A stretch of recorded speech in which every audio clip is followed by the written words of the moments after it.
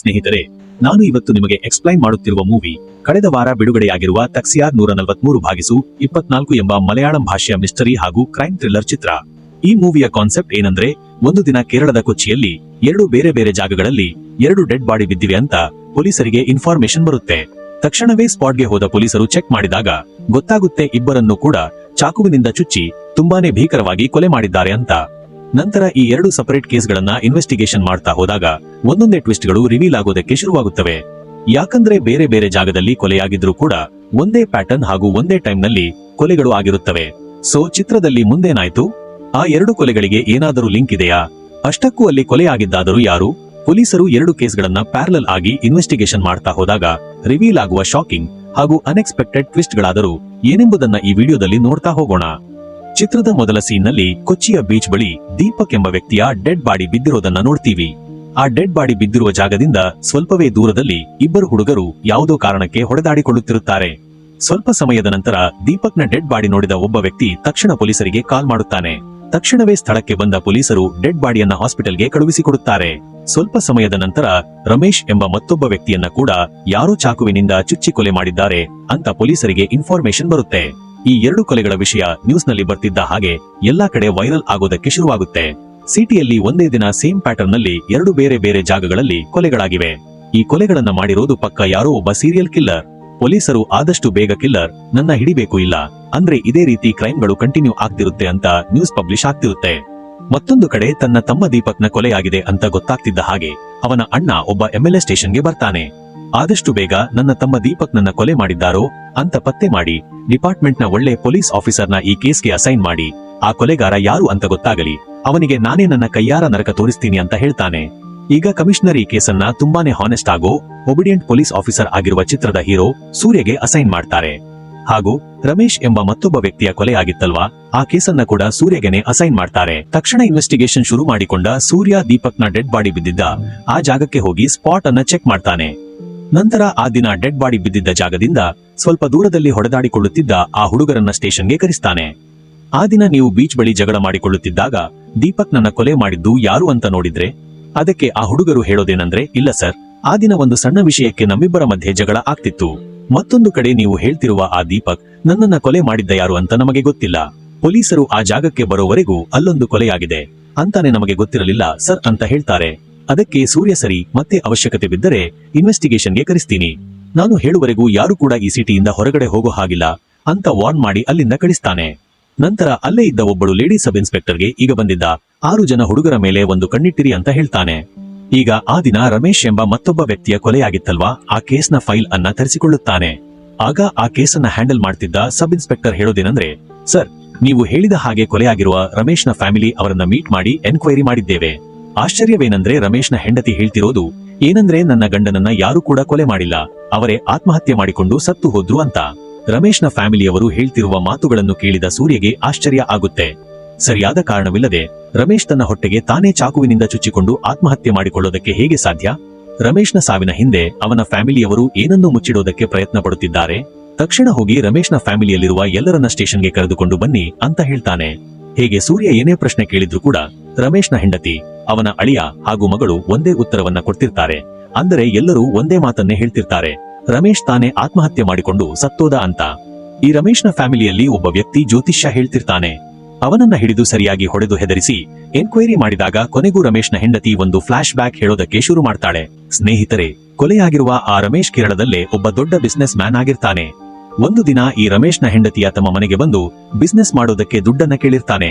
ಆದರೆ ರಮೇಶ್ ಮಾತ್ರ ಅವನಿಗೆ ಸರಿಯಾಗಿ ಬೈದು, ಇದುವರೆಗೂ ನಾನು ನಿನಗೆ ಸಾಕಷ್ಟು ದುಡ್ಡನ್ನ ಕೊಟ್ಟಿದ್ದೀನಿ, ಪ್ರತಿ ಸಾರಿ ಕೂಡ ಹೀಗೇನೆ ಬಿಸ್ನೆಸ್ ಮಾಡ್ತೀನಿ ಅಂತ ದುಡ್ಡನ್ನ ಇಸ್ಕೊಂಡು ಡ್ರಿಂಕ್ಸ್ ಮಾಡ್ತಾ ಇಸ್ಪಿಟಾಡ್ತಾ ಎಲ್ಲವನ್ನ ಹಾಳು ಮಾಡ್ತೀಯಾ, ಇನ್ಮುಂದೆ ನಿನಗೆ ಒಂದೇ ಒಂದು ರೂಪಾಯಿ ಕೂಡ ಕೊಡೋದಿಲ್ಲ, ತಕ್ಷಣ ಇಲ್ಲಿಂದ ಹೊರಟು ಹೋಗು ಅಂತ ಬೈದು ಕಳುಹಿಸಿ ಬಿಟ್ಟಿರ್ತಾನೆ. ಅದೇ ದಿನ ರಾತ್ರಿ ರಮೇಶ್ ನೀರು ಕುಡಿಯೋದಕ್ಕೆ ಅಂತ ಕಿಚನ್ಗೆ ಹೋಗಿರ್ತಾನೆ. ವಾಪಸ್ ತನ್ನ ರೂಮ್ಗೆ ಹೋಗ್ತಿದ್ದಾಗ ತನ್ನ ಮಗಳ ರೂಮ್ ಡೋರ್ ಓಪನ್ ಆಗಿರೋದನ್ನ ನೋಡ್ತಾನೆ. ಇಷ್ಟೊತ್ತಲ್ಲಿ ಮಗಳು ಏನ್ ಮಾಡ್ತಿದ್ದಾಳೆ ಅಂತ ಹತ್ತಿರ ಹೋಗಿ ನೋಡಿದ್ರೆ ಶಾಕಿಂಗ್ಲಿ ಇವನ ಮಗಳು ಡ್ರಗ್ಸ್ ಅನ್ನ ಕನ್ಸ್ಯೂಮ್ ಮಾಡ್ತಿರ್ತಾಳೆ.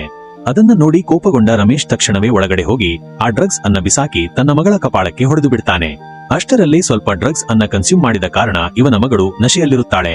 ಡ್ರಗ್ಸ್ ಅನ್ನ ಕೆಳಗಡೆ ಬಿಸಾಕಿದ್ದನ್ನ ನೋಡ್ತಿದ್ದ ಹಾಗೆ ಅದೇ ಕೋಪದಲ್ಲಿ ತನ್ನ ತಂದೆಯ ಕತ್ತನ್ನ ಸುಕ್ಕಿ ಅಲ್ಲೇ ಇದ್ದ ಚಾಕುವಿನಿಂದ ಅವನ ಹೊಟ್ಟೆಗೆ ಚುಚ್ಚಿಬಿಡುತ್ತಾಳೆ. ಈತ ಜೋರಾಗಿ ಕಿರಚಾಡುತ್ತಿರುವುದನ್ನ ಕೇಳಿಸಿಕೊಂಡ ಇವನ ಹೆಂಡತಿ ಹಾಗೂ ಹೆಂಡತಿಯ ತಮ್ಮ ಓಡಿ ಬರ್ತಾರೆ. ಇನ್ನೇನು ರಮೇಶ್ ನನ್ನ ಹಾಸ್ಪಿಟಲ್ಗೆ ಅಡ್ಮಿಟ್ ಮಾಡಬೇಕು ಅನ್ನುವಾಗ ಇವನ ಹೆಂಡತಿನೇ ತಡಿತಾಳೆ. ಶಾಕಿಂಗ್ಲಿ ಸಾಯುತ್ತಿರುವ ತನ್ನ ಗಂಡನನ್ನ ಕಾಪಾಡೋದನ್ನ ಬಿಟ್ಟು ಒಂದು ಐಡಿಯಾ ಮಾಡ್ತಾಳೆ. ತನ್ನ ಗಂಡ ಸಾಯೋದಕ್ಕೂ ಮುಂಚೆ ಎಲ್ಲ ಆಸ್ತಿಯನ್ನ ತನ್ನ ಹೆಸರಿಗೆನೆ ಮಾಡಿಕೊಳ್ಳಬೇಕು ಅಂತ ಡಾಕ್ಯುಮೆಂಟ್ಸ್ ಗಳನ್ನ ರೆಡಿ ಮಾಡಿಸ್ತಾಳೆ. ನಂತರ ತನ್ನ ಗಂಡನ ಹೆಬ್ಬೆಟ್ಟನ್ನ ಆ ಪ್ರಾಪರ್ಟಿ ಡಾಕ್ಯುಮೆಂಟ್ಸ್ ಗಳಿಗೆ ಒತ್ತಿಸಿಕೊಳ್ಳುತ್ತಾಳೆ. ಅಷ್ಟರಲ್ಲೇ ಶಾಕಿಂಗ್ಲಿ ರಮೇಶ್ ಸತ್ತು ಹೋಗಿರುತ್ತಾನೆ. ಈಗ ಈ ವಿಷಯ ಪೊಲೀಸರಿಗೆ ಗೊತ್ತಾದ್ರೆ ನನ್ನ ಮಗಳನ್ನ ಅರೆಸ್ಟ್ ಮಾಡ್ತಾರೆ. ಹೇಗಾದ್ರೂ ಮಾಡಿ ತನ್ನ ಮಗಳನ್ನ ಕಾಪಾಡಿಕೊಳ್ಳಬೇಕು ಅಂತ ತನ್ನ ತಮ್ಮನ ಜೊತೆ ಸೇರಿ ಮತ್ತೊಂದು ಪ್ಲಾನ್ ಮಾಡ್ತಾಳೆ. ರಮೇಶ್ನ ಡೆಡ್ ಬಾಡಿಯನ್ನ ಮನೆಯಿಂದ ದೂರ ತೆಗೆದುಕೊಂಡು ಹೋಗಿ ಡಿಸ್ಪೋಸ್ ಮಾಡ್ತಾರೆ. ನಂತರ ಈ ವಿಷಯ ಪೊಲೀಸರಿಗೆ ಗೊತ್ತಾಗಿ ಎನ್ಕ್ವೈರಿ ಮಾಡಿದಾಗ ರಮೇಶ್ ಆತ್ಮಹತ್ಯೆ ಮಾಡಿಕೊಂಡು ಸತ್ತೋದ ಅಂತ ಸ್ಟೇಜ್ ಮಾಡಿರ್ತಾರೆ. ಡ್ರಗ್ಸ್ ನ ನಶೆಯಲ್ಲಿ ಹಾಗೂ ಆಸ್ತಿಯ ಆಸೆಗೆ ಇವರೆಲ್ಲ ಸೇರಿ ಮಾಡಿದ್ದ ಕೆಲಸವನ್ನ ನೋಡಿದ ಸೂರ್ಯಗೆ ಶಾಕ್ ಆಗುತ್ತೆ. ತಕ್ಷಣವೇ ಎಲ್ಲಾ ಎವಿಡೆನ್ಸ್ ಗಳನ್ನ ಕಲೆಕ್ಟ್ ಮಾಡಿ ಇವರನ್ನ ಕೋರ್ಟ್ಗೆ ಸಬ್ಮಿಟ್ ಮಾಡ್ತಾನೆ. ಆ ಮೂಲಕ ಸೂರ್ಯ ರಮೇಶ್ನ ಕೇಸನ್ನ ಸಾಲ್ವ್ ಮಾಡಿ ಕ್ಲೋಸ್ ಮಾಡ್ತಾನೆ. ಆದರೆ ಮತ್ತೊಂದು ಕಡೆ ಕೊಲೆಯಾಗಿದ್ದ ಆ ದೀಪಕ್ನ ಕೊಲೆಗಾರನನ್ನ ಕಂಡು ಹಿಡಿಯೋದಕ್ಕೆ ಪೊಲಿಟಿಕಲ್ ಪ್ರೆಷರ್ ಜಾಸ್ತಿ ಆಗುತ್ತೆ. ಕಮಿಷನರ್ ಸೂರ್ಯಗೆ ಕಾಲ್ ಮಾಡಿ, ಸೂರ್ಯ ಆದಷ್ಟು ಬೇಗ ಆ ದೀಪಕ್ನ ಕೇಸನ್ನ ಸಾಲ್ವ್ ಮಾಡು. ದೀಪಕ್ನ ಅಣ್ಣ ಒಬ್ಬ ಎಂಎಲ್ಎ ಆಗಿರೋ ಕಾರಣ ನಮ್ಮ ಡಿಪಾರ್ಟ್ಮೆಂಟ್ ಮೇಲೆ ತುಂಬಾನೇ ಪ್ರೆಷರ್ ಕ್ರಿಯೇಟ್ ಆಗ್ತಿದೆ ಅಂತ ಹೇಳ್ತಾರೆ. ಸರಿ ಅಂತ ಇನ್ವೆಸ್ಟಿಗೇಷನ್ ಅನ್ನ ಮತ್ತಷ್ಟು ಸ್ಪೀಡ್ ಮಾಡಿದ ಸೂರ್ಯ ದೀಪಕ್ನ ಮನೆಯಲ್ಲಿ ಮನೆ ಕೆಲಸ ಮಾಡಿಕೊಂಡಿದ್ದವರನ್ನ ಕರೆಸ್ತಾನೆ. ದೀಪಕ್ನ ಕ್ಯಾರೆಕ್ಟರ್ ಹೇಗಿತ್ತು, ಆತ ಯಾರ ಜೊತೆಗಾದರೂ ಜಗಳ ಮಾಡಿಕೊಂಡಿದ್ದನ್ನ ನೋಡಿದ್ರ ಅಂತ ವಿಚಾರಿಸ್ತಾನೆ. ಆದರೆ ಎಲ್ಲರೂ ಕೂಡ ದೀಪಕ್ನ ಬಗ್ಗೆ ತುಂಬಾನೇ ಪಾಸಿಟಿವ್ ಆಗಿ ಹೇಳ್ತಾರೆ. ಸರಿ, ದೀಪಕ್ ಹಾಗೂ ಅವನ ಹೆಂಡತಿ ಕಿತ್ತಾಡಿಕೊಳ್ಳುತ್ತಿದ್ದೀರಾ ಅಂತ ವಿಚಾರಿಸ್ತಾನೆ. ಅದಕ್ಕೆ ಎಲ್ಲರೂ ಕೂಡ ಇಲ್ಲ ಸರ್, ಅವರಿಬ್ಬರು ತುಂಬಾನೇ ಸಂತೋಷವಾಗಿ ಜೀವನ ಮಾಡ್ತಿದ್ರು ಅಂತ ಹೇಳ್ತಾರೆ. ನಂತರ ದೀಪಕ್ನ ಸೋಷಿಯಲ್ ಮೀಡಿಯಾ ಆಕ್ಟಿವಿಟೀಸ್ ಗಳನ್ನ ಚೆಕ್ ಮಾಡಿದ್ರೆ ಏನಾದ್ರೂ ಕ್ಲೂಗಳು ಸಿಗಬಹುದು ಅಂತ ಚೆಕ್ ಮಾಡ್ತಾರೆ. ಆಗ ಗೊತ್ತಾಗೋದು ಏನಂದ್ರೆ, ಹಲವು ತಿಂಗಳ ಹಿಂದೆ ದೀಪಕ್ಗೆ ಪರಿಚಯವಿದ್ದ ಒಬ್ಬಳು ಹುಡುಗಿ ಈ ದೀಪಕ್ ತನ್ನ ಫೋಟೋಸ್ ಗಳನ್ನ ಯೂಸ್ ಮಾಡಿಕೊಂಡು ಬ್ಲಾಕ್ ಮೇಲ್ ಮಾಡ್ತಿದ್ದಾನೆ ಅಂತ ಸೋಷಿಯಲ್ ಮೀಡಿಯಾದಲ್ಲಿ ಒಂದು ಪೋಸ್ಟ್ ಅನ್ನ ಹಾಕಿರ್ತಾಳೆ. ಆ ಹುಡುಗಿಯ ಪೋಸ್ಟ್ಗೆ ದೀಪಕ್ ಕೂಡ ಕಮೆಂಟ್ ಮಾಡಿರ್ತಾನೆ. ಹೀಗೆ ದೀಪಕ್ ಕಮೆಂಟ್ ಮಾಡಿದ ಸ್ವಲ್ಪ ಸಮಯದ ನಂತರ ಆ ಹುಡುಗಿ ಪೋಸ್ಟ್ ಅನ್ನ ಡಿಲೀಟ್ ಮಾಡಿರ್ತಾಳೆ. ಆ ಹುಡುಗಿಯನ್ನ ಎನ್ಕ್ವೈರಿ ಮಾಡಿದ್ರೆ ಖಂಡಿತ ಏನಾದ್ರೂ ಇನ್ಫಾರ್ಮೇಶನ್ ಸಿಗುತ್ತೆ ಅಂತ ಆಕೆಯ ಅಡ್ರೆಸ್ ಅನ್ನ ಪತ್ತೆ ಮಾಡಿ ಸ್ಟೇಷನ್ಗೆ ಕರೆದುಕೊಂಡು ಬರ್ತಾರೆ. ಅಸಲಿಗೆ ಏನ್ ನಡೀತು ಅಂತ ವಿಚಾರಿಸಿದಾಗ ಆ ಹುಡುಗಿ ಒಂದು ವಿಷಯವನ್ನ ರಿವೀಲ್ ಮಾಡ್ತಾಳೆ. ಸರ್, ಅಸಲಿಗೆ ಏನ್ ನಡೀತು ಅಂತ ಹೇಳ್ತೀನಿ, ಆದರೆ ಇನ್ನೇನೋ ಕೆಲವೇ ದಿನಗಳಲ್ಲಿ ನನ್ನ ಮದುವೆ ಫಿಕ್ಸ್ ಆಗಿದೆ. ದಯವಿಟ್ಟು ಈ ವಿಷಯ ಯಾರಿಗೂ ಕೂಡ ಗೊತ್ತಾಗದ ಹಾಗೆ ನೋಡಿಕೊಳ್ಳಿ ಅಂತ ಹೇಳೋದಕ್ಕೆ ಶುರು ಮಾಡ್ತಾಳೆ. ಸರ್, ದೀಪಕ್ ನೀವೆಲ್ಲ ಅಂದುಕೊಂಡಿರೋ ಹಾಗೆ ಒಳ್ಳೆ ವ್ಯಕ್ತಿ ಅಲ್ಲ. ಆತ ತುಂಬಾನೇ ಕೆಟ್ಟ ವ್ಯಕ್ತಿ. ಹಲವು ತಿಂಗಳುಗಳ ಹಿಂದೆ ನನ್ನ ಜೊತೆ ಫ್ರೆಂಡ್ಶಿಪ್ ಮಾಡ್ಕೊಂಡು ತುಂಬಾನೇ ಕ್ಲೋಸ್ ಆಗಿ ಮೂವ್ ಮಾಡೋದಕ್ಕೆ ಶುರು ಮಾಡಿದ. ಅವನ ಬಿಹೇವಿಯರ್ ನೋಡಿ ಆತ ತುಂಬಾನೇ ಒಳ್ಳೆ ವ್ಯಕ್ತಿ ಅಂದುಕೊಂಡು ಅವನ ಜೊತೆ ರಿಲೇಶನ್ಶಿಪ್ ಅನ್ನ ಸ್ಟಾರ್ಟ್ ಮಾಡಿಕೊಂಡೆ. ಆದರೆ ಆತ ನೋಡಿದ್ರೆ ದಿನಗಳು ಕಳೆದಂತೆ ನನ್ನ ಪರ್ಸನಲ್ ಫೋಟೋಸ್ ಗಳನ್ನ ಕಲೆಕ್ಟ್ ಮಾಡಿಕೊಂಡು ನನ್ನನ್ನ ಬ್ಲಾಕ್ ಮೇಲ್ ಮಾಡಿ ಫಿಸಿಕಲಿ ಯೂಸ್ ಮಾಡಿಕೊಳ್ಳೋದಕ್ಕೆ ಶುರು ಮಾಡಿದ. ದೀಪಕ್ಗೆ ಬುದ್ಧಿ ಕಲಿಸೋದಕ್ಕೆ ಅಂತ ಅವನ ಬಗ್ಗೆ ಎಲ್ಲರಿಗೂ ಗೊತ್ತಾಗಲಿ ಅಂತ ಸೋಷಿಯಲ್ ಮೀಡಿಯಾದಲ್ಲಿ ಒಂದು ಪೋಸ್ಟ್ ಅನ್ನ ಹಾಕಿದ್ದೆ. ಶಾಕಿಂಗ್ಲಿ ನಾನು ಪೋಸ್ಟ್ ಹಾಕಿದ ಕೆಲವೇ ಸಮಯದಲ್ಲಿ ಹಲವಾರು ಜನ ನನಗೆ ಫೋನ್ ಮಾಡೋದಕ್ಕೆ ಶುರು ಮಾಡಿದ್ರು. ಆಗಲೇ ಗೊತ್ತಾಗಿದ್ದು ಫೋನ್ ಮಾಡಿದ ಎಲ್ಲ ಹುಡುಗಿಯರು ಕೂಡ ನನ್ನ ಹಾಗೇನೆ ದೀಪಕ್ ನಿಂದ ಮೋಸವಾಗಿದ್ದಾರೆ ಅಂತ. ಸ್ವಲ್ಪ ಸಮಯದ ನಂತರ ನಾನು ಹಾಕಿದ್ದ ಪೋಸ್ಟ್ ನನ್ನ ದೀಪಕ್ ನೋಡಿ ನನಗೆ ಕಾಲ್ ಮಾಡಿದ. ತಕ್ಷಣ ನಾನು ಮಾಡಿದ ಪೋಸ್ಟ್ ಅನ್ನ ಡಿಲೀಟ್ ಮಾಡಲಿಲ್ಲ, ಅಂದ್ರೆ ನನ್ನ ಮನೆಯವರನ್ನ ಸಾಯಿಸಿ ಬಿಡ್ತೀನಿ ಅಂತ ಥ್ರೆಟನ್ ಮಾಡಿದ. ಅವನ ಅಣ್ಣ ಕೂಡ ಒಬ್ಬ ಎಂಎಲ್ಎ ಆಗಿದ್ದ ಕಾರಣ ಅವನಿಗೆ ಇನ್ಫ್ಲೂಯೆನ್ಸ್ ಇದೆ ಅಂತ ನಾನೇ ಹೆದರಿಕೊಂಡು ಪೋಸ್ಟ್ ಅನ್ನ ಡಿಲೀಟ್ ಮಾಡಿದೆ ಸರ್ ಅಂತ ಹೇಳ್ತಾಳೆ. ಸರ್, ಈ ಘಟನೆ ನಡೆದು ತುಂಬಾನೇ ದಿನಗಳು ಕಳೆದು ಹೋಗಿವೆ. ಅದನ್ನೆಲ್ಲ ಮರೆತು ನಾನೀಗ ಒಂದು ಹೊಸ ಜೀವನವನ್ನ ಸ್ಟಾರ್ಟ್ ಮಾಡ್ತಿದ್ದೀನಿ. ದಯವಿಟ್ಟು ಈ ವಿಷಯವನ್ನ ಯಾರಿಗೂ ಕೂಡ ಹೇಳೋದಕ್ಕೆ ಹೋಗಬೇಡಿ ಸರ್ ಅಂತ ರಿಕ್ವೆಸ್ಟ್ ಮಾಡ್ತಾಳೆ. ಕೊಲೆಗಾರ ಯಾರು, ಮಹೇಶ ಅಥವಾ ಮ್ಯಾಥ್ಯೂಸ್? ಸ್ನೇಹಿತರೆ, ಈಗ ದೀಪಕ್ನ ಬಗ್ಗೆ ರಿವೀಲ್ ಆಗುವ ಮತ್ತೊಂದು ಟ್ವಿಸ್ಟ್ ಏನು ಗೊತ್ತಾ? ಆತನಿಗೆ ಈಗಾಗಲೇ ಮದುವೆಯಾಗಿ ಹೆಂಡತಿ ಇದ್ರೂ ಕೂಡ ಈ ರೀತಿ ಬ್ಲಾಕ್ ಮೇಲ್ ಮಾಡಿ ಬೇರೆ ಬೇರೆ ಹುಡುಗಿಯರ ಜೊತೆ ರಿಲೇಶನ್ಶಿಪ್ ಅನ್ನ ಮೇಂಟೈನ್ ಮಾಡ್ತಿರ್ತಾನೆ. ಈಗ ಪೊಲೀಸರು ದೀಪಕ್ನ ಬಗ್ಗೆ ಮತ್ತಷ್ಟು ಎನ್ಕ್ವೈರಿ ಮಾಡಿದಾಗ ಮತ್ತೊಂದು ವಿಷಯ ರಿವೀಲ್ ಆಗುತ್ತೆ. ದೀಪಕ್ ಈ ಹುಡುಗಿಯ ರೀತಿನೇ ಕಲ್ಯಾಣಿ ಎಂಬ ಮತ್ತೊಬ್ಬ ಹುಡುಗಿ ಜೊತೆ ಕೂಡ ರಿಲೇಶನ್ಶಿಪ್ ನಲ್ಲಿ ಇದ್ದಾನೆ ಅಂತ. ಆದರೆ ಪೊಲೀಸರು ಆ ಕಲ್ಯಾಣಿ ಯಾರು, ಹಾಗೆ ಈಗ ಎಲ್ಲಿದ್ದಾಳೆ ಅಂತ ಎಷ್ಟೇ ಪತ್ತೆ ಮಾಡೋದಕ್ಕೆ ಪ್ರಯತ್ನ ಪಟ್ಟರೂ ಕೂಡ ಸಾಧ್ಯ ಆಗ್ತಿರೋದಿಲ್ಲ. ಈಗ ದೀಪಕ್ನ ಕಾಲ್ ಹಿಸ್ಟರಿ ಚೆಕ್ ಮಾಡಿದಾಗ ಮತ್ತೊಂದು ವಿಷಯ ಗೊತ್ತಾಗುತ್ತೆ. ದೀಪಕ್ ಸಾಯೋದಕ್ಕೂ ಸ್ವಲ್ಪ ಸಮಯದ ಮುಂಚೆ ಮನೆ ಕೆಲಸ ಮಾಡಿಕೊಂಡಿದ್ದ ಪ್ರಿಯಾ ಎಂಬ ಒಬ್ಬಳ ಹುಡುಗಿಗೆ ಕಾಲ್ ಮಾಡಿರ್ತಾನೆ. ಆಕೆಯ ಮೊಬೈಲ್ ಲೊಕೇಶನ್ ಹಿಸ್ಟರಿಯನ್ನ ಚೆಕ್ ಮಾಡಿದಾಗ ದೀಪಕ್ ಕೊಲೆಯಾಗುವ ಸಮಯದಲ್ಲಿ ಆಕೆ ಕೂಡ ಬೀಚ್ ಬಳಿನೇ ಇದ್ಲು ಅಂತ ಗೊತ್ತಾಗಿರುತ್ತೆ. ತಕ್ಷಣವೇ ಆ ಪ್ರಿಯಾಳನ್ನ ಸ್ಟೇಷನ್ಗೆ ಕರೆದುಕೊಂಡು ಬಂದು ಎನ್ಕ್ವೈರಿ ಮಾಡೋದಕ್ಕೆ ಶುರು ಮಾಡುತ್ತಾರೆ. ಹೇಳು, ದೀಪಕ್ ಕೊಲೆಯಾದ ಸಮಯದಲ್ಲಿ ನೀನ ಯಾಕೆ ಆ ಬೀಚ್ ಬಳಿ ಹೋಗಿದ್ದೆ? ನೀನೇ ತಾನೇ ದೀಪಕ್ ನನ್ನ ಕೊಲೆ ಮಾಡಿರೋದು ಅಂತ ಹೆದರಿಸಿ ವಿಚಾರಿಸುತ್ತಾರೆ. ಅದಕ್ಕೆ ಪ್ರಿಯಾಳುತ್ತಾ, ಸರ್, ನನ್ನ ಮಾತನ್ನ ನಂಬಿ, ನಾನು ನಿಜವಾಗಿಯೂ ದೀಪಕ್ ನನ್ನ ಕೊಲೆ ಮಾಡಿಲ್ಲ. ನೀವು ಹೇಳ್ತಿರೋ ಹಾಗೆ ಆ ದೀಪಕ್ ಬೇರೆ ಹುಡುಗಿಯರ ರೀತಿ ನನ್ನನ್ನ ಕೂಡ ಯೂಸ್ ಮಾಡಿಕೊಂಡ. ನಾನು ಸ್ನಾನ ಮಾಡ್ತಿರುವ ವಿಡಿಯೋಸ್ಗಳನ್ನ ಮುಂದಿಟ್ಟುಕೊಂಡು ಬ್ಲಾಕ್ ಮೇಲ್ ಮಾಡ್ತಾ ಆಗಾಗ ನನ್ನ ಮೇಲೆ ಅತ್ಯಾಚಾರ ಮಾಡ್ತಿದ್ದ. ಆ ದಿನ ಆತ ಸಾಯೋದಕ್ಕೂ ಸ್ವಲ್ಪ ಸಮಯದ ಮುಂಚೆ ನನಗೆ ಫೋನ್ ಮಾಡಿ ಅರ್ಜೆಂಟ್ ಆಗಿ ಬೀಚ್ ಬಳಿ ಬರೋದಕ್ಕೆ ಹೇಳಿದೆ. ನಾನು ಆ ಬೀಚ್ ಬಳಿ ಹೋಗುವಷ್ಟರಲ್ಲಿ ಯಾರೋ ಅವನನ್ನ ಕೊಲೆ ಮಾಡಿದ್ರು ಹಾಗೂ ದೀಪಕ್ನ ಡೆಡ್ ಬಾಡಿ ಬಿದ್ದಿದ್ದ ಜಾಗದಿಂದ ಸ್ವಲ್ಪ ದೂರದಲ್ಲಿ ಇಬ್ಬರು ಹುಡುಗರು ಹೊಡೆದಾಡಿಕೊಳ್ಳುತ್ತಿದ್ರು. ನಂತರ ಅದನ್ನ ನೋಡಿದ ಒಂದಷ್ಟು ಜನ ಅಲ್ಲಿಗೆ ಓಡಿ ಬಂದು ಅವರಿಬ್ಬರ ಜಗಳವನ್ನ ಬಿಡಿಸುತ್ತಿದ್ರು ಅಂತ ಹೇಳ್ತಾಳೆ. ಪ್ರಿಯಾಳ ಮಾತುಗಳನ್ನ ಕೇಳಿದ ಸೂರ್ಯ ತಕ್ಷಣ ಆ 6 ಜನ ಹುಡುಗರನ್ನ ಸ್ಟೇಷನ್ಗೆ ಕರೆಸುತ್ತಾನೆ. ಆ 6 ಜನ ಹುಡುಗರಲ್ಲಿ ಮಹೇಶ್ ಹಾಗೂ ಮ್ಯಾಥ್ಯೂಸ್ ಎಂಬ ಇಬ್ಬರು ಹೊಡೆದಾಡಿಕೊಳ್ಳುತ್ತಿದ್ರು ಅಂತ ಪ್ರಿಯಾ ಹೇಳ್ತಾಳೆ. ಸೂರ್ಯ ಎನ್ಕ್ವೈರಿ ಮಾಡ್ತಿರುವಾಗಲೇ ಒಬ್ಬ ಕಾನ್ಸ್ಟೇಬಲ್ ಇವರು ಹುಡುಕುತ್ತಿರುವ ಆ ಕಲ್ಯಾಣಿಯ ಫೋಟೋವನ್ನ ಸೆಂಡ್ ಮಾಡ್ತಾನೆ. ಆಶ್ಚರ್ಯವೇನೆಂದ್ರೆ ಆ ಫೋಟೋದಲ್ಲಿ ಕಲ್ಯಾಣಿಯ ಪಕ್ಕದಲ್ಲಿ ಸೂರ್ಯ ಎನ್ಕ್ವೈರಿ ಮಾಡ್ತಿರುವ ಮಹೇಶ್ ನಿಂತಿರ್ತಾನೆ. ಈಗ ರಿವೀಲ್ ಆಗುವ ಟ್ವಿಸ್ಟ್ ಏನಂದ್ರೆ ಆ ಕಲ್ಯಾಣಿ ಬೇರೆ ಯಾರೂ ಅಲ್ಲ, ಆಕೆ ಈ ಮಹೇಶ್ನ ಹೆಂಡತಿ. ತಕ್ಷಣ ಮಹೇಶ್ಗೆ ಸರಿಯಾಗಿ ಹೊಡೆದು, ನಿನ್ನ ಹೆಂಡತಿ ಆ ದೀಪಕ್ನ ಜೊತೆ ಇಲ್ಲೀಗಲ್ ಅಫೇರ್ ನಲ್ಲಿ ಇದ್ಲು ಅಂತ ಅವನನ್ನ ಕೊಲೆ ಮಾಡಿದೀಯಾ ಅಂತ ಕೇಳಿದಾಗ ಇಲ್ಲಿಗೆ ಸೀನ್ ಕಟ್ ಆಗಿ ಚಿತ್ರದಲ್ಲಿ ಈಗ ಒಂದು ಫ್ಲಾಶ್ ಬ್ಯಾಕ್ ಅನ್ನ ತೋರಿಸಲಾಗುತ್ತೆ. ಸ್ನೇಹಿತರೆ, ಈ ಮಹೇಶ್ ಒಂದು ಗಾರ್ಮೆಂಟ್ಸ್ ಫ್ಯಾಕ್ಟರಿಯನ್ನ ರನ್ ಮಾಡ್ತಾ ತನ್ನ ಮಗ ಹಾಗೂ ಹೆಂಡತಿಯನ್ನ ತುಂಬಾನೇ ಖುಷಿಯಾಗಿ ನೋಡಿಕೊಳ್ಳುತ್ತಿರುತ್ತಾನೆ. ಹೀಗಿರುವಾಗಲೇ ಒಂದು ದಿನ ಮಹೇಶ್ ಕೆಲಸ ಮುಗಿಸಿಕೊಂಡು ಮನೆಗೆ ಬಂದಾಗ ಇವನ ಮಗ ಫಿಟ್ಸ್ ಬಂದು ಒದ್ದಾಡುತ್ತಿರುತ್ತಾನೆ. ತಕ್ಷಣವೇ ಮಹೇಶ್ ತನ್ನ ಮಗನ ಕೈಗೆ ಬೀಗ ಕೊಟ್ಟು ಸಮಾಧಾನ ಮಾಡ್ತಾನೆ. ನಂತರ ಇಮಿಡಿಯೇಟ್ ಆಗಿ ತನ್ನ ಮಗನನ್ನ ಹಾಸ್ಪಿಟಲ್ಗೆ ಕರೆದುಕೊಂಡು ಹೋಗಿ ಅಡ್ಮಿಟ್ ಮಾಡ್ತಾನೆ. ಇಷ್ಟೆಲ್ಲ ಆದರೂ ಕೂಡ ಇವನ ಹೆಂಡತಿ ಕಲ್ಯಾಣಿ ಮಾತ್ರ ಮನೆಗೆ ಬಂದೇ ಇರೋದಿಲ್ಲ. ಆ ದಿನ ಸಾಯಂಕಾಲ ಕಲ್ಯಾಣಿ ಮನೆಗೆ ಬರ್ತಿದ್ದ ಹಾಗೆ ಆಕೆ ಮೇಲೆ ರೇಗಾಡಿ ಎಲ್ಲಿಗೆ ಹೋಗಿದ್ದೆ ಅಂತ ವಿಚಾರಿಸುತ್ತಾನೆ. ಅದಕ್ಕೆ ಕಲ್ಯಾಣಿ ತುಂಬಾನೇ ಅರೋಗೆಂಟ್ ಆಗಿ, ನಾನು ಎಲ್ಲಿಗಾದರೂ ಹೋಗ್ತೀನಿ, ಅದನ್ನೆಲ್ಲ ನಿನಗೆ ಯಾಕೆ ಹೇಳಬೇಕು ಅಂತ ರೇಗಾಡ್ತಾಳೆ. ತನ್ನ ಹೆಂಡತಿಯ ಮಾತುಗಳನ್ನ ಕೇಳಿದ ಮಹೇಶ್ಗೆ ಪಿತ್ತ ನೆತ್ತಿಗೆ ಇರುತ್ತೆ. ಒಂದು ವೇಳೆ ನಾನು ಬರೋದು ಸ್ವಲ್ಪ ತಡ ಆಗಿದ್ರೂ ಕೂಡ ನಮ್ಮ ಮಗ ಸತ್ತು ಹೋಗ್ತಿದ್ದ, ಇದಕ್ಕೆಲ್ಲ ನೀನೇ ಕಾರಣ ಅಂತ ಕಲ್ಯಾಣಿಗೆ ಹೊಡೆಯೋದಕ್ಕೆ ಹೋಗ್ತಾನೆ. ಇದನ್ನ ನೋಡಿದ ಕಲ್ಯಾಣಿ ಕೋಪದಲ್ಲಿ ಒಂದು ಶಾಕಿಂಗ್ ವಿಷಯವನ್ನ ರಿವೀಲ್ ಮಾಡ್ತಾಳೆ. ನೀನು ಅಷ್ಟೆಲ್ಲ ಫೀಲ್ ಆಗುವ ಅವಶ್ಯಕತೆ ಇಲ್ಲ, ಯಾಕಂದ್ರೆ ಆತ ನಿನಗೆ ಹುಟ್ಟಿರುವ ಮಗನೇ ಅಲ್ಲ ಅಂತ ಹೇಳಿಬಿಡುತ್ತಾಳೆ.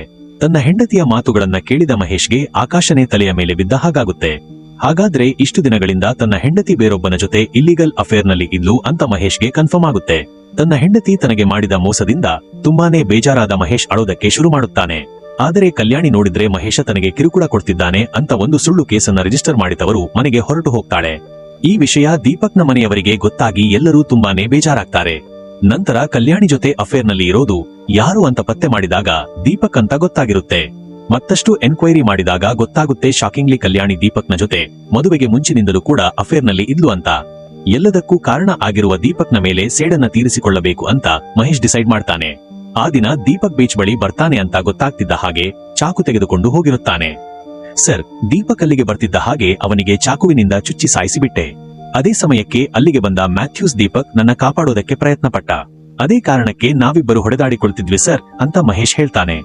ಈಗ ದೀಪಕ್ ನನ್ನ ಕೊಲೆ ಮಾಡಿದ್ದು ಯಾರು ಅಂತ ಗೊತ್ತಾಯ್ತು. ಕಮಿಷನರ್ಗೆ ಈ ವಿಷಯವನ್ನ ಇನ್ಫಾರ್ಮ್ ಮಾಡಿ ಕೇಸನ್ನ ಕ್ಲೋಸ್ ಮಾಡೋಣ ಅನ್ನೋಷ್ಟರಲ್ಲಿ ಮತ್ತೊಂದು ಟ್ವಿಸ್ಟ್ ರಿವೀಲ್ ಆಗುತ್ತೆ. ಅಲ್ಲೇ ಕೂತಿದ್ದ ಮ್ಯಾಥ್ಯೂಸ್ ಇದ್ದಕ್ಕಿದ್ದ ಹಾಗೆ, ಸರ್, ಆ ಮಹೇಶ್ ಹೇಳ್ತಿರೋದೆಲ್ಲ ಸುಳ್ಳು. ದೀಪಕ್ ನನ್ನ ಮಹೇಶ್ ಕೊಲೆ ಮಾಡಿಲ್ಲ, ಅವನನ್ನ ಕೊಲೆ ಮಾಡಿದ್ದು ನಾನು ಅಂತ ಮತ್ತೊಂದು ಫ್ಲಾಶ್ ಬ್ಯಾಕ್ ಹೇಳೋದಕ್ಕೆ ಶುರು ಮಾಡ್ತಾನೆ. ಸ್ನೇಹಿತರೆ, ಒಂದು ದಿನ ಈ ಮ್ಯಾಥ್ಯೂಸ್ ನ ಮಗ ಓದುತ್ತಿದ್ದ ಸ್ಕೂಲ್ ನಲ್ಲಿ ಆನ್ಯುವಲ್ ಡೇ ಫಂಕ್ಷನ್ ಇರುತ್ತೆ. ಎಲ್ಲಾ ಮಕ್ಕಳ ಪೇರೆಂಟ್ಸ್ ಗಳನ್ನ ಕರೆದಿದ್ದ ಕಾರಣ ಮ್ಯಾಥ್ಯೂಸ್ ಕೂಡ ಸ್ಕೂಲ್ಗೆ ಹೋಗಿರುತ್ತಾನೆ. ಆದರೆ ಮ್ಯಾಥ್ಯೂಸ್ ಸ್ವಲ್ಪ ಹ್ಯಾಂಡಿಕ್ಯಾಪ್ ಆಗಿದ್ದ ಕಾರಣ ಅಲ್ಲಿದ್ದ ಮಕ್ಕಳು ಇವನನ್ನ ನೋಡಿ ನಗೋದಕ್ಕೆ ಶುರು ಮಾಡ್ತಾರೆ. ಇದರಿಂದಾಗಿ ಮ್ಯಾಥ್ಯೂಸ್ ನ ಮಗನಿಗೆ ತುಂಬಾನೇ ಬೇಜಾರಾಗುತ್ತೆ.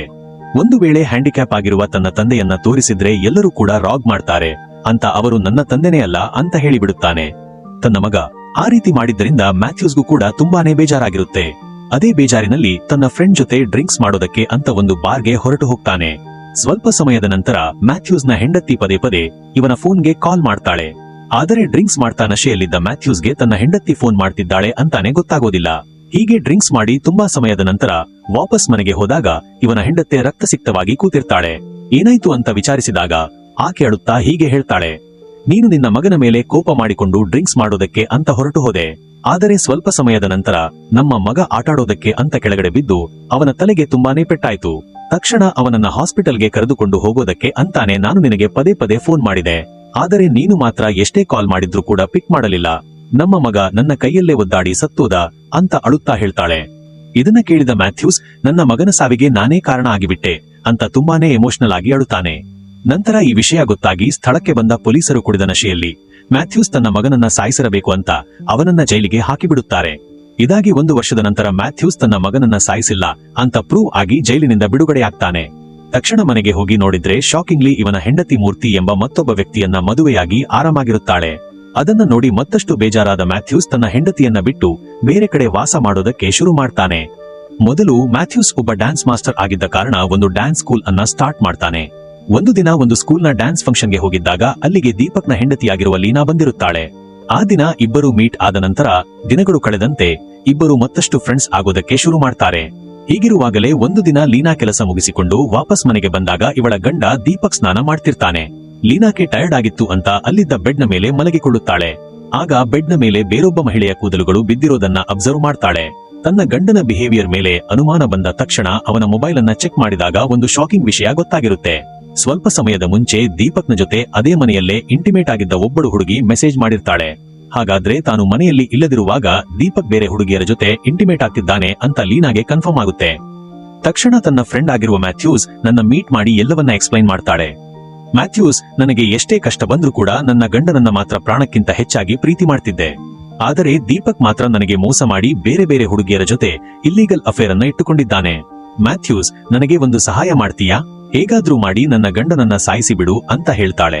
ಈಕೆ ಹೇಳಿದ ಮಾತುಗಳನ್ನ ಕೇಳಿದ ಮ್ಯಾಥ್ಯೂಸ್ಗೆ ಒಂದೇ ಸರಿ ಶಾಕ್ ಆಗಿಬಿಡುತ್ತೆ. ಆದರೆ ಲೀನಾ ಅವನಿಗೆ ಧೈರ್ಯ ಹೇಳುತ್ತಾ, ಮ್ಯಾಥ್ಯೂಸ್, ನೀನೇನು ತಲೆ ಕೆಡಿಸಿಕೊಳ್ಳಬೇಡ. ನೀನು ಈ ಕೊಲೆಯನ್ನ ಮಾಡಿಸಿದ ನಂತರ ಒಂದು ವೇಳೆ ಸಿಕ್ಕಿ ಹಾಕಿಕೊಂಡರೆ ನಾನೇ ನಿನ್ನನ್ನ ಜೈಲಿನಿಂದ ಬಿಡಿಸಿಕೊಂಡು ಬರ್ತೀನಿ. ಹಾಗೂ ಹಲವು ದಿನಗಳಿಂದ ಈ ವಿಷಯವನ್ನ ನಿನ್ನ ಬಳಿ ಹೇಳಬೇಕು ಅಂತ ಅಂದುಕೊಂಡಿದ್ದೆ. ಅದೇನಂದ್ರೆ ಮ್ಯಾಥ್ಯೂಸ್, ನಾನು ನಿನ್ನನ್ನ ಇಷ್ಟಪಡುತ್ತಿದ್ದೇನೆ. ನಿನಗೂ ಕೂಡ ನಾನಂದ್ರೆ ಇಷ್ಟ ಅಂತ ನನಗೆ ಗೊತ್ತು. ದೀಪಕ್ ನನ್ನ ಕೊಲೆ ಮಾಡಿ ನಾವಿಬ್ಬರು ಮದುವೆಯಾಗಿ ಆರಾಮಾಗಿರೋಣ ಅಂತ ಹೇಳ್ತಾಳೆ. ಈಗ ಪ್ರೆಸೆಂಟ್ ನಲ್ಲಿ ಈ ಮ್ಯಾಥ್ಯೂಸ್ ನ ಮಾತುಗಳನ್ನ ಕೇಳಿದ ಸೂರ್ಯ ಹಾಗೂ ಬೇರೆ ಪೊಲೀಸರಿಗೆ ಒಂದೇ ಸಾರಿ ಶಾಕ್ ಆಗಿಬಿಡುತ್ತೆ. ಸರಿ, ಲೀನಾ ಈಗ ಎಲ್ಲಿದ್ದಾಳೆ? ಮೊದಲೇ ಈ ವಿಷಯವನ್ನ ಯಾಕೆ ಹೇಳಲಿಲ್ಲ ಅಂತ ಕೇಳ್ತಾನೆ. ಸರ್, ದೀಪಕ್ ಸತ್ತ ನಂತರ ಲೀನಾ ಹಾಗೂ ನಾನು ಮದುವೆ ಆಗಬೇಕು ಅಂತ ಡಿಸೈಡ್ ಆಗಿದ್ವಿ. ಆದರೆ ಆಕೆ ನೋಡಿದ್ರೆ ದೀಪಕ್ ಸಾಯ್ತಿದ್ದ ಹಾಗೆ ಫಾರಿನ್ಗೆ ಎಸ್ಕೇಪ್ ಆದಳು. ಅದಕ್ಕೇನೆ ಆಕೆ ಬಗ್ಗೆ ಎಲ್ಲ ನಿಜವನ್ನ ಹೇಳ್ತಿದ್ದೀನಿ ಸರ್ ಅಂತ ಮ್ಯಾಥ್ಯೂಸ್ ಹೇಳ್ತಾನೆ. ಈಗ ಸೂರ್ಯಗೆ ಮಹೇಶ್ ಹಾಗೂ ಈ ಮ್ಯಾಥ್ಯೂಸ್ ಇಬ್ಬರಲ್ಲಿ ಯಾರು ಕೊಲೆ ಮಾಡಿದ್ದಾರೆ ಅಂತ ತಲೆ ಕೆಡುತ್ತೆ. ಅದೇ ಸಮಯಕ್ಕೆ ಆ ಎಂಎಲ್ಎ ತನ್ನ ತಮ್ಮನನ್ನ ಕೊಲೆ ಮಾಡಿದ್ದರು ಅಂತ ಗೊತ್ತಾಗ್ತಿದ್ದ ಹಾಗೇನೆ ಗನ್ ತೆಗೆದುಕೊಂಡು ಸ್ಟೇಷನ್ಗೆ ಬರ್ತಾನೆ. ಅಲ್ಲಿದ್ದ ಮ್ಯಾಥ್ಯೂಸ್, ನಾನೇ ದೀಪಕ್ ನನ್ನನ್ನ ಸಾಯಿಸಿದ್ದು ಅಂತ ಹೇಳ್ತಿದ್ದ ಹಾಗೆ ಎಂಎಲ್ಎ ಅವನಿಗೆ ಶೂಟ್ ಮಾಡಿ ಸಾಯಿಸಿ ಬಿಡ್ತಾನೆ. ನಂತರ ಎಂಎಲ್ಎ ತನ್ನ ಇನ್ಫ್ಲೂಯೆನ್ಸ್ ಅನ್ನ ಯೂಸ್ ಮಾಡಿಕೊಂಡು ಮ್ಯಾಥ್ಯೂಸ್ ಪೊಲೀಸರಿಂದ ತಪ್ಪಿಸಿಕೊಂಡು ಎಸ್ಕೇಪ್ ಆಗ್ತಿದ್ದಾಗ ಎನ್ಕೌಂಟರ್ ನಲ್ಲಿ ಸತ್ತೋದ ಅಂತ ಕೇಸನ್ನ ಕ್ಲೋಸ್ ಮಾಡ್ತಾನೆ. ಆದರೆ ಇದನ್ನೆಲ್ಲ ಕಣ್ಣಾರೆ ನೋಡಿದ ಸೂರ್ಯಗೆ ಮಾತ್ರ ತಾನು ಸ್ಟೇಷನ್ ನಲ್ಲಿ ಇರುವಾಗಲೇ ಈ ರೀತಿ ಕೊಲೆಯಾಗಿ ಹೋಯ್ತಲ್ಲ ಅಂತ ತುಂಬಾನೇ ಬೇಜಾರಾಗಿರುತ್ತೆ. ತನ್ನ ಗಂಡ ಬೇಜಾರಾಗಿರೋದನ್ನ ನೋಡಿದ ಸೂರ್ಯನ ಹೆಂಡತಿ ಸಮಾಧಾನ ಮಾಡ್ತಿರ್ತಾಳೆ. ಆಗ ಸೂರ್ಯ ತನ್ನ ಹೆಂಡತಿ ಕೈಗೆ ಒಂದು ಬ್ಯಾಂಡ್ ಅನ್ನ ಕಟ್ಟಿಕೊಂಡಿರೋದನ್ನ ಅದನ್ನ ನೋಡ್ತಿದ್ದ ಹಾಗೆ ಸೂರ್ಯಗೆ ಒಂದು ವಿಷಯ ಸಡನ್ ಆಗಿ ಫ್ಲಾಶ್ ಆಗುತ್ತೆ. ಆ ದಿನ ಮ್ಯಾಥ್ಯೂಸ್ ಸತ್ತಾಗ ಅವನ ಡೆಡ್ ಬಾಡಿಯನ್ನ ಒಂದು ಚರ್ಚ್ ನ ಮದರ್ ಬಂದು ತೆಗೆದುಕೊಂಡು ಹೋಗಿರುತ್ತಾಳೆ. ಆಕೆಯ ಕೈಯಲ್ಲೂ ಕೂಡ ಸೂರ್ಯ ಅದೇ ರೀತಿಯ ಬ್ಯಾಂಡ್ ಅನ್ನ ನೋಡಿರ್ತಾನೆ. ತಕ್ಷಣ ಅವರನ್ನ ಹುಡುಕಿಕೊಂಡು ಹೋದಾಗ ಮ್ಯಾಥ್ಯೂಸ್ನ ಹೆಂಡತಿಯ ಎರಡನೇ ಗಂಡಾಗಿರುವ ಮೂರ್ತಿಯನ್ನ ನೋಡುತ್ತಾನೆ. ಅದೇ ಸಮಯಕ್ಕೆ ಅಲ್ಲಿಗೆ ಆ ಮದರ್ ಬರ್ತಾರೆ. ಆ ದಿನ ಮ್ಯಾಥ್ಯೂಸ್ನ ಡೆಡ್ ಬಾಡಿಯನ್ನ ನೀವು ತೆಗೆದುಕೊಂಡು ಹೋದ್ರಿ. ಅಷ್ಟಕ್ಕೂ ಸತ್ತಿರುವ ಆ ಮ್ಯಾಥ್ಯೂಸ್ಗೂ ನಿಮಗೂ ಏನು ಸಂಬಂಧ ಅಂತ ವಿಚಾರಿಸುತ್ತಾನೆ. ಅದಕ್ಕೆ ಮದರ್ ಒಂದು ಫ್ಲಾಶ್ ಬ್ಯಾಕ್ ಹೇಳೋದಕ್ಕೆ ಶುರು ಮಾಡುತ್ತಾಳೆ. ಸ್ನೇಹಿತರೆ, ಮ್ಯಾಥ್ಯೂಸ್ ತನ್ನ ಮಗನನ್ನ ಸಾಯಿಸಿದ್ದ ಅಂತ ಪೊಲೀಸರು ಅರೆಸ್ಟ್ ಮಾಡಿ ಜೈಲಿಗೆ ಹಾಕಿದ್ರಲ್ವಾ? ಜೈಲಿನಿಂದ ಬಿಡುಗಡೆಯಾದ ನಂತರ ಮ್ಯಾಥ್ಯೂಸ್ ತನ್ನ ಮಗನ ಸಮಾಧಿ ಬಳಿ ಹೋಗಿ ಅಳುತ್ತಾ ಕೂತಿರುತ್ತಾನೆ. ಆಗ ಮ್ಯಾಥ್ಯೂಸ್ನ ನೋಡಿದ ಈ ಮದರ್ ಅವನಿಗೆ ಸಮಾಧಾನ ಮಾಡಿರುತ್ತಾಳೆ. ಮ್ಯಾಥ್ಯೂಸ್ ತನ್ನ ಮಗನ ಸಾವಿನ ದುಃಖದಿಂದ ಹೊರಗಡೆ ಕರೆದುಕೊಂಡು ಬರೋದಕ್ಕೆ ತಮ್ಮ ಸ್ಕೂಲ್ನಲ್ಲಿ ಡ್ಯಾನ್ಸ್ ಮಾಸ್ಟರ್ ಆಗಿ ಸೇರಿಸಿಕೊಳ್ಳುತ್ತಾಳೆ. ಸರಿ ಅಂತ ಮ್ಯಾಥ್ಯೂಸ್ ಡ್ಯಾನ್ಸ್ ಮಾಸ್ಟರ್ ಆಗಿ ಕೆಲಸಕ್ಕೆ ಸೇರಿಕೊಳ್ಳುತ್ತಾನೆ. ಹೀಗಿರುವಾಗಲೇ ಒಂದು ದಿನ ಆ ಸ್ಕೂಲ್ ರನ್ ಆಗೋದಕ್ಕೆ ಡೊನೇಷನ್ ಕೊಡ್ತಿದ್ದ ಲೀನಾ ಅಲ್ಲಿಗೆ ಬಂದಿರ್ತಾಳೆ. ಮ್ಯಾಥ್ಯೂಸ್ ಒಬ್ಬ ಡ್ಯಾನ್ಸ್ ಮಾಸ್ಟರ್ ಅಂತ ಗೊತ್ತಾಗಿ ಲೀನಾ ತನಗೂ ಕೂಡ ಡ್ಯಾನ್ಸ್ ಕಲಿಸೋದಕ್ಕೆ ರಿಕ್ವೆಸ್ಟ್ ಮಾಡಿರ್ತಾಳೆ. ಕಥೆಯು ಇಲ್ಲಿಗೆ ಮುಕ್ತಾಯಗೊಳ್ಳುತ್ತದೆ.